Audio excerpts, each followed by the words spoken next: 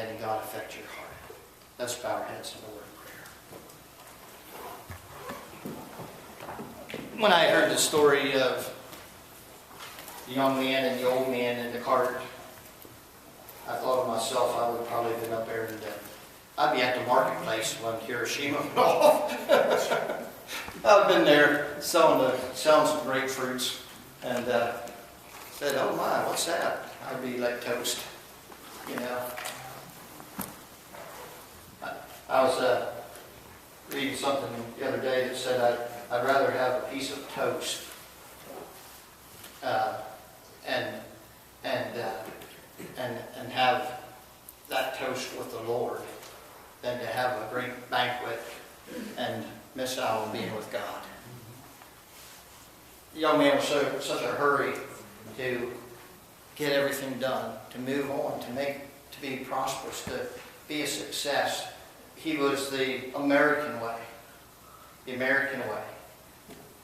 To have everything before it's time, to let everything look good on the outward. I did a paper the other day on cultural diversity in the church. And in particular, we don't have a lot of culture as far as different nationalities in our church. We have some black families. And so I decided to do my paper on African Americans and cultural diversity in the church. I think, by the way, when I was writing this paper, that the poor of our community is a culture in itself. But I was doing this about the cultural diversity of different races. And a survey was done among managers. And I read this account, and it was like in a psychology book. A survey was done among managers of white and black managers. And guess what was discovered? That white people are more concerned with the outward appearance of everything being together. I thought, okay, I can identify with that. I would sometimes rather have everything be in its proper order and have a good appearance on the outward than I would to face things that look messy.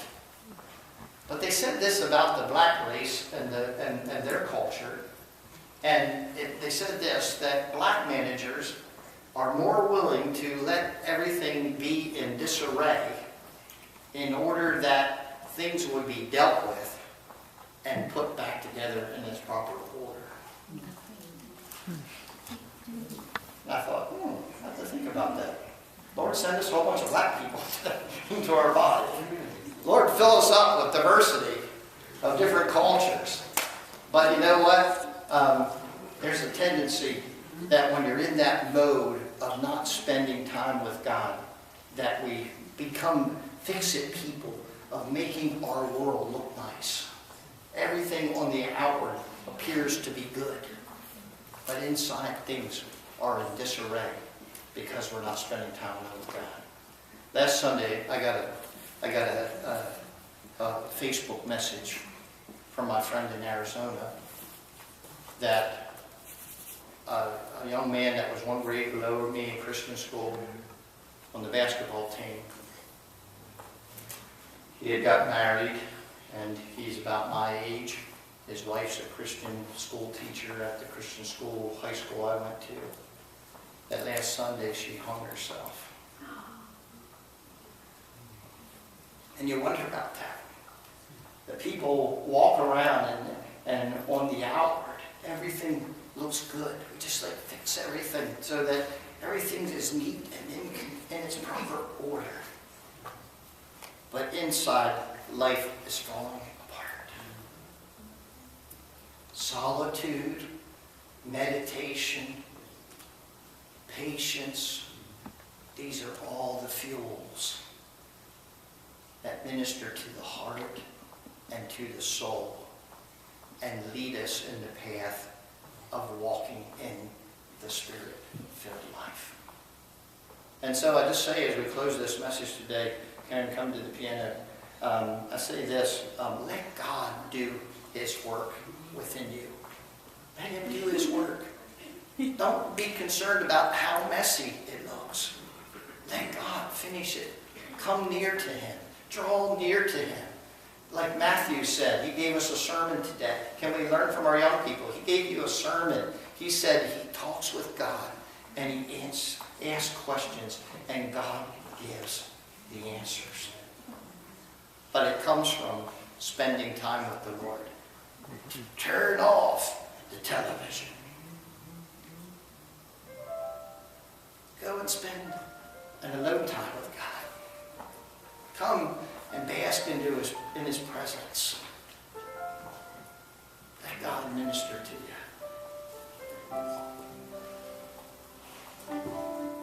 It's nothing like it. Let's stand together. Lord, we wait upon you. I just looked down at my watch and it's not there, so I got lots of time. Okay? We got lots of time. Could you just wait upon the Lord right now? And I just say, Holy Spirit, you have a reason for this message today. Because we're just too in a hurry. And God, you're just doing something in our midst today. You're working in this body. And I pray, God, that you would just burn this in the heart of all of us today, to our soul, to our spirit. Minister to us right now, Lord. That call to be with you, to spend time with you. It was exciting to hear all of your stories this morning of spending time with God. And I want to encourage all you ones who are the busy people, all you ones like your pastor, I encourage you to step aside with the Lord.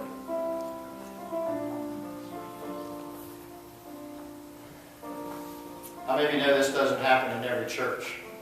Aren't you glad that we don't have to be by a script? Okay, why don't you come on over here so everyone can hear you.